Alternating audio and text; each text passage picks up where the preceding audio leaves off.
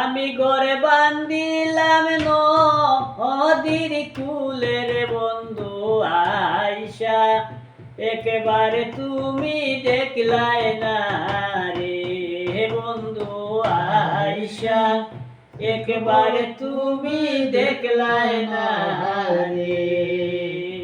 ভাদো মাসের তালের রে পিঠা, যে দেখে সে করে আশার বন্ধু আইসা, একেবারে তুমি খাইলাই না রে বন্ধু, একেবার আইসা তুমি খাইলাই না রে বন্ধু।